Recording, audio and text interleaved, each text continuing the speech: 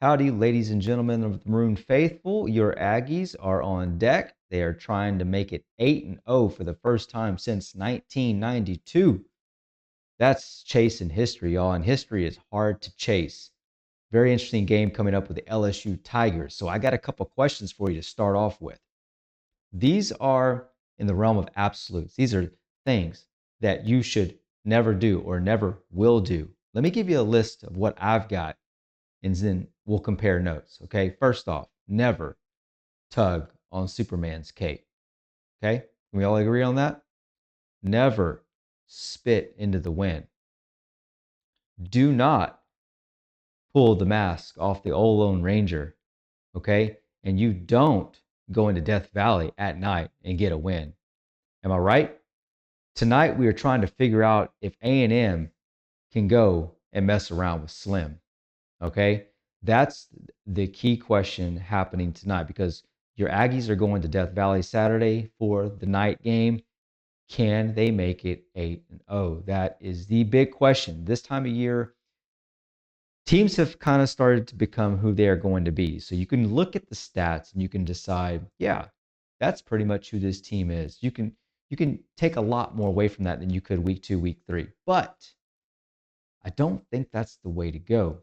I think if you really want to get to know a team, if you want to know who you are going to play against, you got to look at the film. All right? You got to look at the film.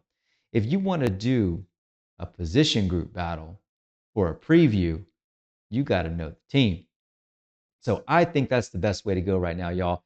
I got a jam-packed show for you tonight. Looking forward to it. Enjoyed the preview last week for the position group battle again. And we're going to battle it out. QB versus QB, running back versus running back, defensive line versus defensive line. I'm going to tell you who I take in each one of those matchups to get us a good idea of what this matchup looks like for Saturday night. But we'll look at the film first so we can get a great picture of who to pick. Now, we're going to do those two things first.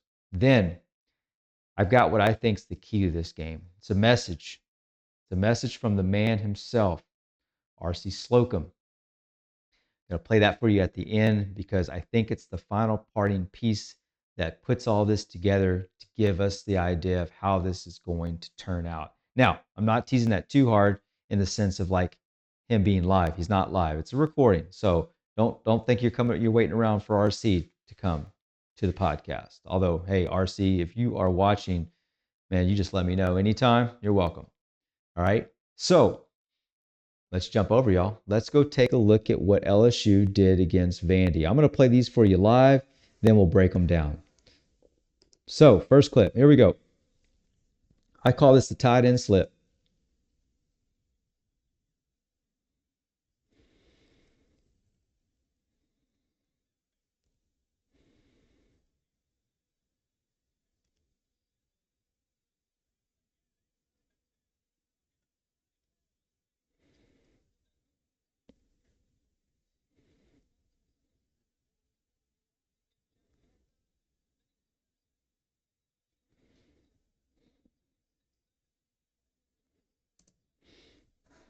Nice play by Vandy, don't you think? I think I took note of this one just because, number one, it was a cleverly designed play. Number two, Harold Perkins got hurdled, and that always makes me happy. So let's watch that a couple more times. We'll fast forward to the hurdling part. Yes, Harold Perkins, you got hurdled. Again, you should not have burned that hat. Now, getting back to the actual X's and O's. This is a really good designed play. And A&M, A&M's, I don't know if I'd call them a tight end team, but it's definitely a team that likes their tight ends. And it just kind of rotates around. It depends on the game. Could this be the game that our tight ends get worked in a little bit more in some fashion like this? So, watch him. Yeah, he's just going to go ahead and just block his tail off until he is sold to the linebackers that they have to come up, right? Because this play required two things. It required time and clearing out the center. Once he sold the run, the center was clear, and they had to block long enough for him to actually be able to get that throw off. Now, so one thing I do think helped, and if you'll look at Pavia, where he's at compared to the line of scrimmage, he's back about 10 yards. Gives him a little extra time if he needed it for them to get to it. But also, Something I think plays here just a little bit is that Pavia is a little bit smaller guy. He's not as tall as your, I don't know, Joe Burrows, your Taylor Greens, these big guys. And Marcel Reed is not that either. Marcel has had a couple of plays or a couple passes blocked at least this year, probably just due to his height and having a little bit smaller throwing window. So, maybe backing him up on something like this would be somewhat beneficial. But nonetheless, really, really, really well designed play out of Vandy here to get them some tough yardage down there in the red zone. So something I really like to see A&M do a little bit more of this game, be a little bit more clever, and yeah, we'll see. So noting on this play, LSU does have the 32nd ranked pass defense. Finding this type of pass, when we've had issues down in the red zone with some, I don't know if I call them inconsistencies so much as I would call them the lack of creativity, right? And that's why, again, this one stood out to me. So we'll see what Klein can dial up when we get in these kind of situations, especially anything inside the 5. All right, let's get on over to clip number 2, calling this kind of respect for Pavia.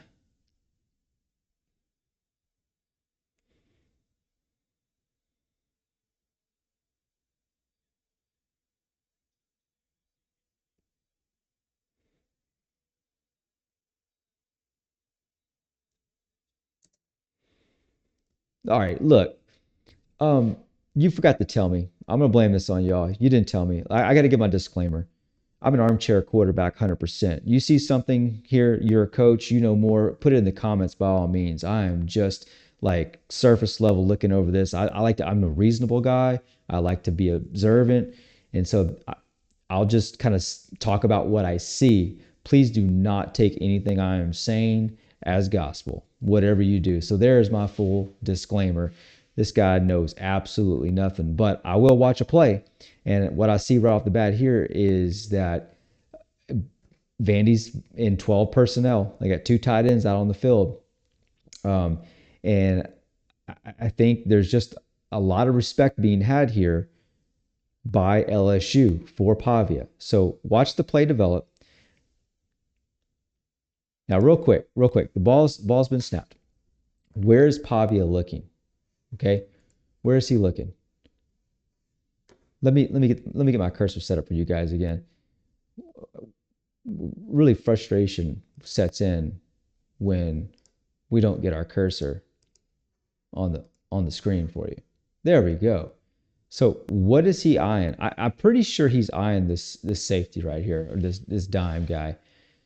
That's what I can tell from my view. Now, maybe somebody knows something. I know sometimes they probably read the edge here to see if they're crashing, but I really think he's looking at this safety to see what he's going to do. Now, you'll see these 2 guards right here pulling, and so watch what that does to the safety. So as they pull, you're going to see that safety step just inside a little bit, right? He steps and hops, and now he's got to get back outside. It's just too far for him to go. Now, West Weeks, he does his best to get back over there, but he's not the most fleet of foot. He's probably more of a Tarian York kind of situation where he's a smart guy. He's very instinctual, knows where to be, not the fastest guy.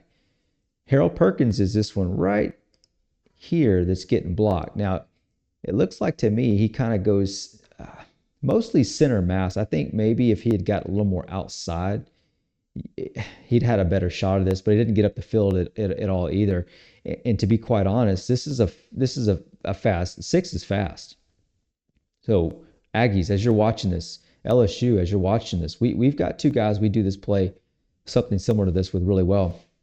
And so this play stood out to me because Casey Concepcion and Craver, whereas they're great pass catchers, really good route runners and fast, they can be dangerous behind the line of scrimmage as well. So, yeah. Let's just finish it up. It's just too fast for them to get to. Yeah, I like the play, and I'm really digging this wide receiver down here being more physical. He is out physicaling that cornerback right there. There's no ifs, ands, or buts about that. Our receivers have blocked really well so far. I am trying to use my words very carefully right here. I want to say this again because I said it something similar to this last week when doing this preview versus Arkansas. And I kind of talked about like what our safeties do, what our linebackers do, and then lo and behold, we go out in the game and linebackers are missing tackles, they're out of their gaps. Same thing's happening for the safeties. So none of this is guaranteed to happen again the following week. Now, our wide receivers have been very physical in the blocking game so far. Will they continue to do that? That would be great if they do. If they do, and they're blocking like this guy for Vandy, I mean, we got a great shot. I mean, that guy would love to get off that block if he could, but he can't. I mean, I don't want to speak down too much here, but an LSU cornerback, I mean, not living up to the Honey Badger legacy, don't you think? So, all right, clip number 3.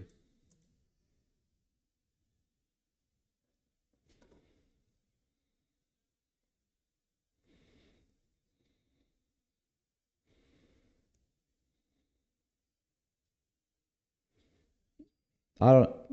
Is that number 6? What was? Oh my gosh. Okay, stop. Let's go back. Let me get this volume down. No, what was number 6 doing? Come on, let's fast forward to this real quick. Here he is. He's right here on the edge. This is the guy. What are you doing? What is this guy doing? I mean, does he even know where the play is? Where'd he go? Here he is again. I mean, Pavi is running outside, and the guy's just crashing like he's trying to tackle the left guard.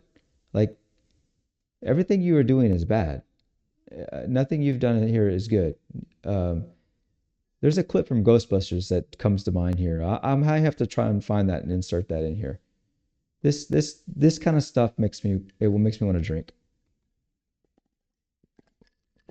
I mean, if that's my defensive end, I'm like, what are you doing? And I'm not saying ours won't be doing something like that. They might, but if they are, we're no. All right. We're now well lubricated again. So let's look at this slow. Let's go back.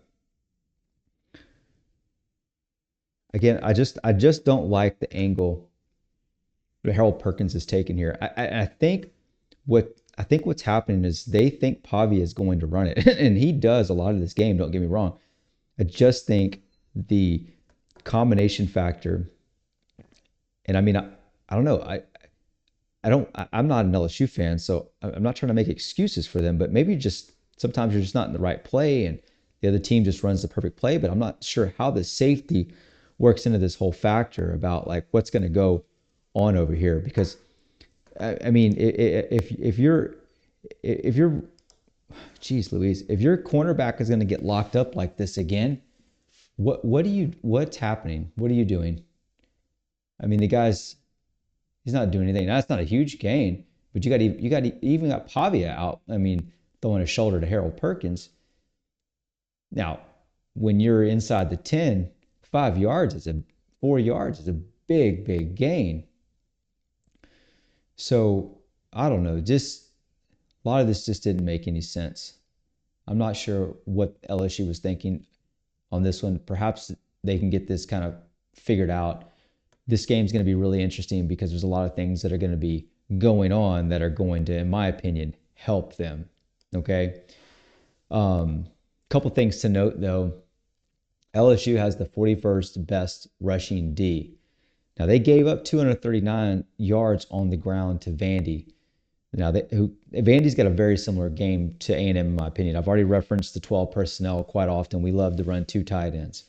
LSU gave up 193 to South Carolina the week before. They gave up 79 to Florida, 31 to Clemson. The oddity to me was giving up 166 on the ground to Ole Miss. So I had to kind of look deeper because I'm trying to figure out what about all these games is the pattern. Maybe there's not a pattern, but something did jump out to me because then when I checked into that Ole Miss game, you got Trinidad Chambly, however you want to say it.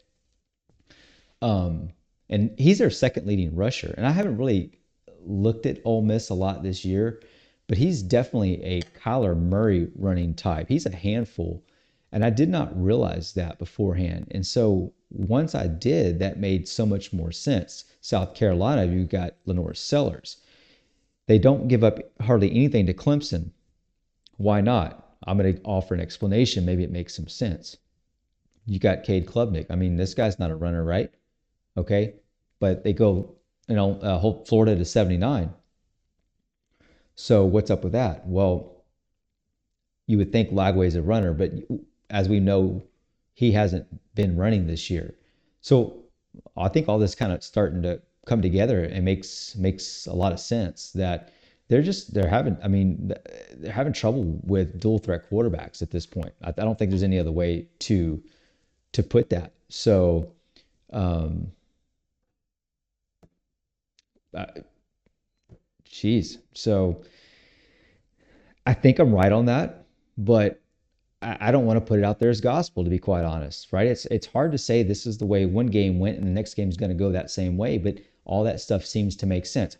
Hopefully, what I'm hoping is that it gives A&M a leg up. I'm hoping that Marcel Reed is kind of the X factor again, like he was in the game previous, and it looks like they're having trouble with the zone read again, just like they did last year when we played them.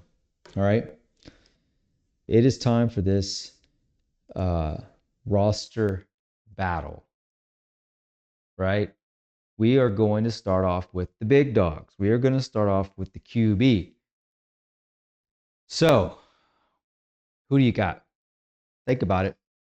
Let me oil up real quick.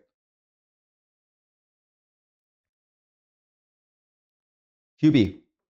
You got Nussmeyer, you got Marcel. Who you got? I'll tell you who I got. I got Marcel.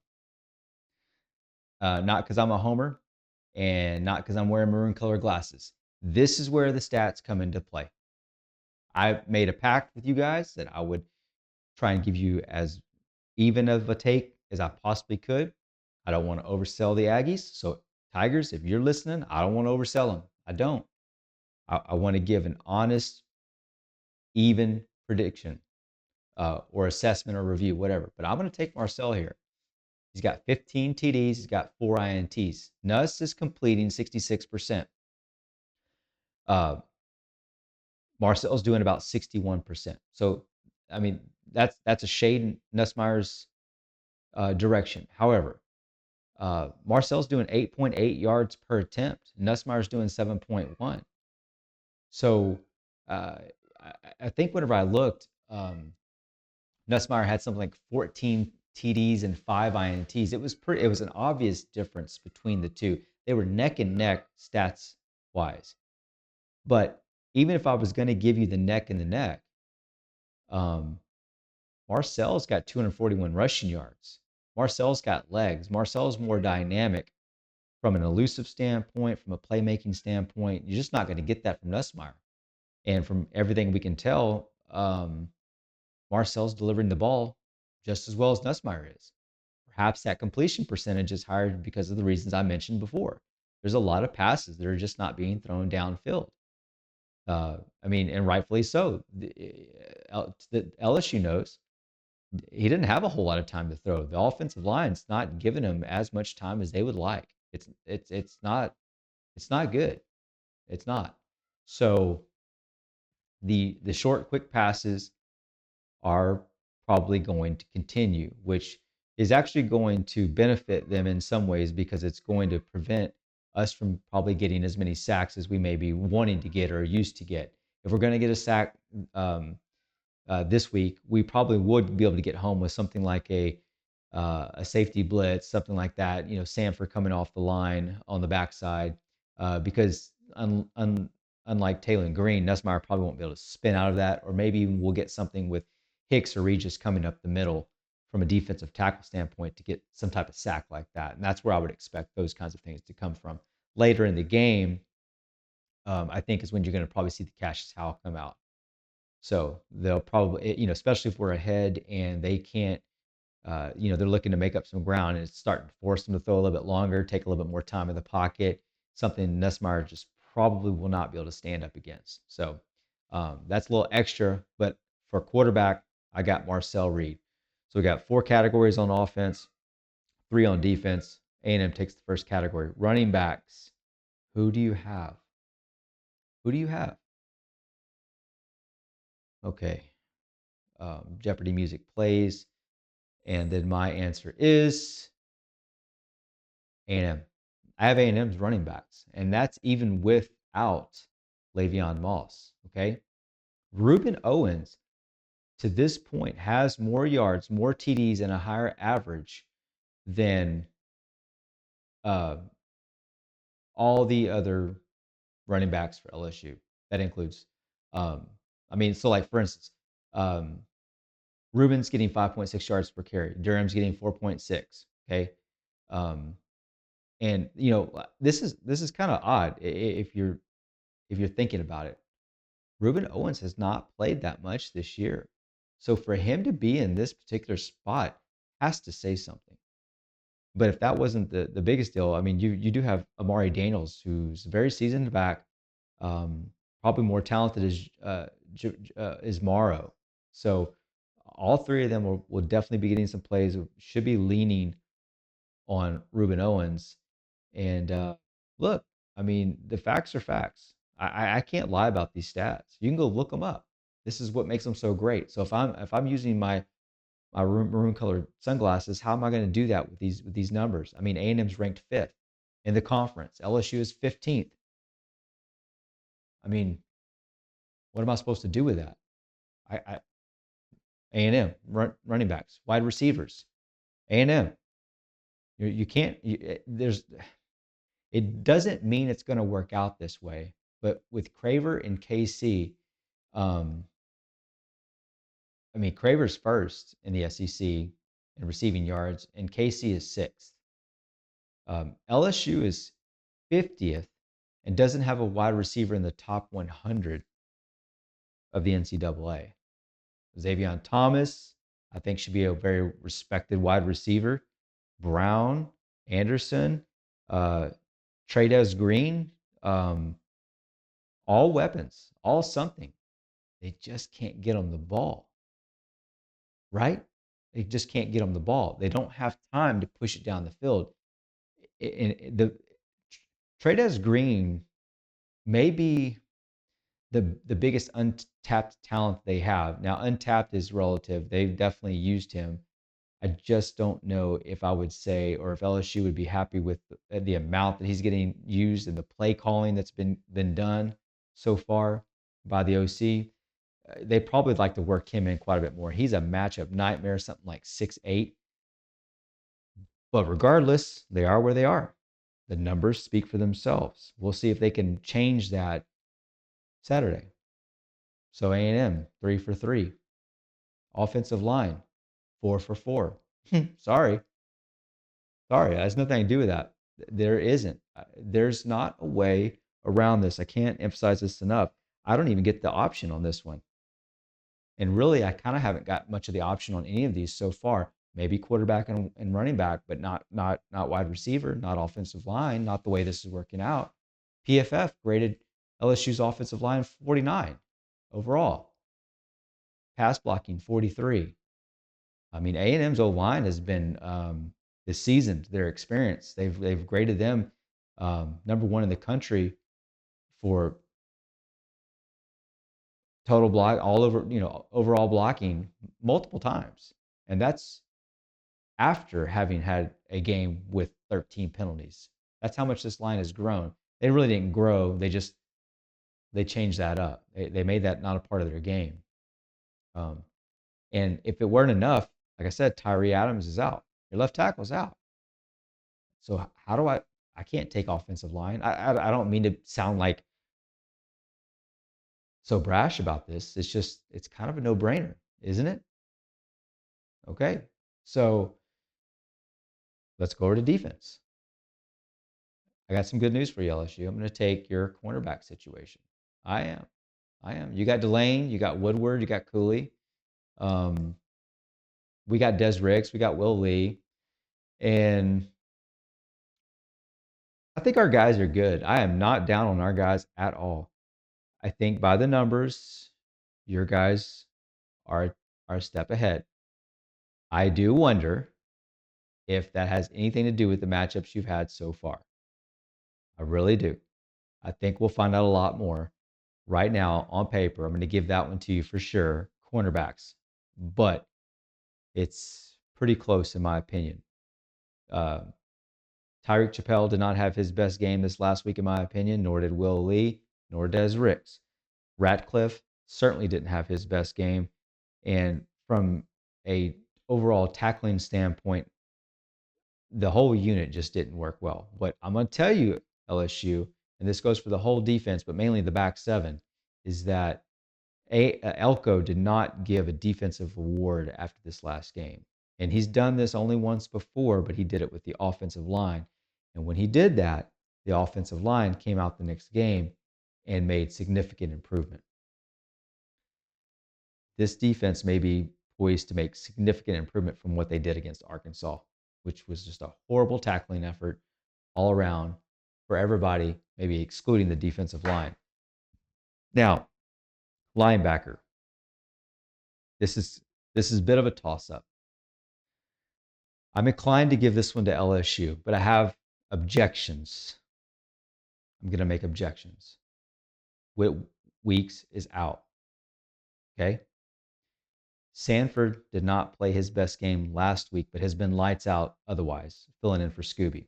Scooby played some, and I think he's a good option. I'm just kind of confused as to where we're at with that particular spot, but both of them are capable. York typically plays lights out. Last game was not his best. I'm sure he'll be wanting to elevate his game. So I have some reservations about this particular pick because I think A&M's linebacking core has a tendency to play at a very high level sometimes and somewhat of a low level other times. Question is which one of the linebacking cores are you going to get in this game? If you get our top level linebacking core in this game, I would take ours probably hands down, especially with Whit Weeks being out. If they don't, then I definitely give you the edge. So right now, I think yours is probably playing a bit more consistent, and so you get the edge. But I'm not giving you defensive line. I'm just not. I mentioned all the sacks. I mentioned all the TFLs. A&M is ahead of you in every single one of those categories. So I can't make those concessions. I don't know what I'm looking for whenever I'm trying to make room for any reason why I would give you defensive line. I'll put a cherry on top. Our defensive line is extremely deep. It's very deep. I mean, there's 7, nearly 8 guys that are going to be rotating on a regular basis in the defensive line. So I've got our defensive line. So out of 7 categories, I've got A&M in 5. Quarterback, running back, wide receiver, offensive line, defensive line, and those are my 5 for A&M. LSU, in my opinion, takes linebacker and cornerback.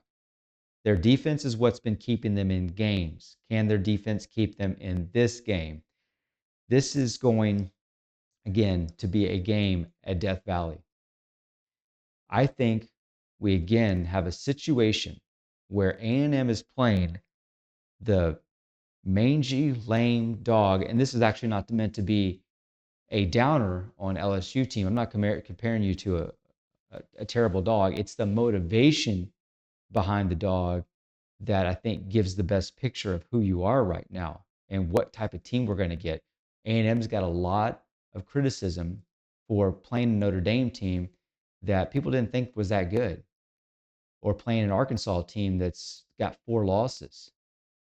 When we played Arkansas last week, they played like a top 15 team. You can fight me on that. When we played Mississippi State, they played like a ranked team. When we played Florida, their backs are up against the wall because Napier is getting ready to get fired, right? Is it getting ready to happen? They come out swinging. They just got outclassed. Same thing with Auburn. When they came in, they're ticked off about having lost to OU the week before. We got their best shot. How did they play? Offensively, not great. But did they give us like their best shot? Did they play physical? Heck yes. We have got team's best shot after best shot after best shot. I'm worried whether or not we can hold up against that particular effort again this week. I'm really worried about it. It's at, like I already said it 20 times. It's in Death Valley. It's at night. It's a hard place to win. It is. What are we going to do about the pick? What are we going to do about the pick? I don't know what to do about the pick. So I'm going to kick this over to RC Slocum. RC, you're up, my man. The best lesson tonight of how you play the game of football that you could have. There's no better lesson, because when you look at it, it was a back and forth, and this whole team participated in it. And so let's take this and build on it, and we ought to be much stronger the next time we get in this situation. And we're going to be in it again. You can book it. If we're going to try to win every one of our games, we're going to be in this thing again, probably this next week. Probably next weekend in Baton Rouge, we're going to be in it again. But every time you're in there, you get stronger and stronger. When things start going bad, you say, hey, we don't quit, we just get tougher. When things go bad, we get stronger. And we believe in each other, and we hang in there.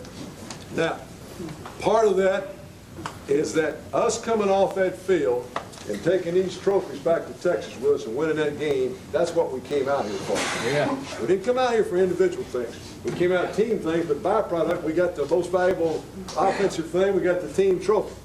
We used a bunch of different guys, different combinations. We will do that all year.